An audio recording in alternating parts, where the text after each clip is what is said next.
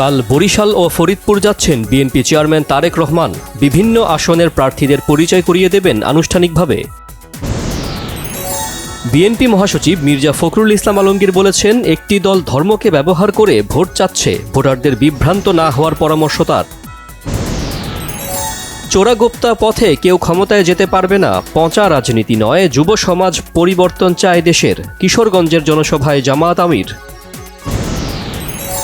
স্বাধীনতার ইতিহাস নিয়ে মিথ্যাচার করেছেন জামায়াতের আমির, অভিযোগ মাহদি আমিনের। ডাক্তার শফিকের বক্তব্যে স্তম্ভিত বিএনপি। দেশে নতুন করে মুক্তিযুদ্ধের ইতিহাস বিকৃতির অপচেষ্টা চলছে বলে মন্তব্য করেছেন বিএনপির স্থায়ী কমিটির সদস্য সালাউদ্দিন আহমেদ। একটি দল বাড়ি বাড়ি গিয়ে হুমকি দিয়ে আসছে, ভয়ের সন্ত্রাস তৈরি করছে, অভিযোগ এনসিপির আহ্বায়ক নাহিদ ইসলামের। র্যাবের নতুন নাম স্পেশাল ইন্টারভেনশন ফোর্স SIF অনুমোদন দিয়েছে প্রধান উপদেষ্টা। কোস্টগার্ডের কোনো সদস্য রাজনৈতিক দলের পক্ষ নিলে ছাড় দেয়া হবে না বলেছেন স্বরাষ্ট্র উপদেষ্টা মোহাম্মদ জাহাঙ্গীর আলম চৌধুরী।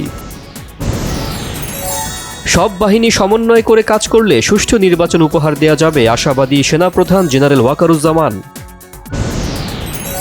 চট্টগ্রাম 4 আসনে আসলাম চৌধুরী, চট্টগ্রাম 2 আসনে সারোয়ার আলমগীর এবং শেরপুর 2 আসনের ফাহিম চৌধুরীর নির্বাচনে অংশ নিতে বাধা নেই আপিল বিভাগের আদেশ।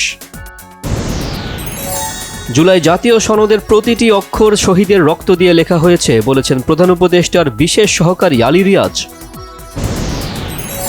আইন শৃঙ্খলা পরিস্থিতি, রাজনৈতিক দলের হিংসাত্মক বক্তব্য ও কার্যকলাপের কারণে নির্বাচনের সুষ্ঠু পরিবেশ বিঘ্নিত হচ্ছে বলেছেন জাতীয় পার্টির চেয়ারম্যান GM কাদের।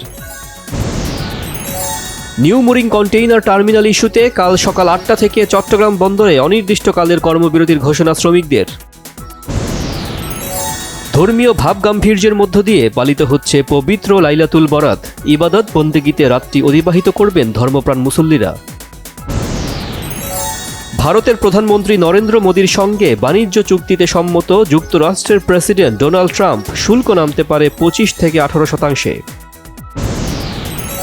পাল্টাপাল্টি হামলার প্রস্তুতি আর হুমকিতে উদ্বেগজনক পরিস্থিতি থেকে সরে শেষমেশ আলোচনায় বসতে যাচ্ছে ইরান ও যুক্তরাষ্ট্র। বহুল প্রত্যাশিত বৈঠক হবে শুক্রবার।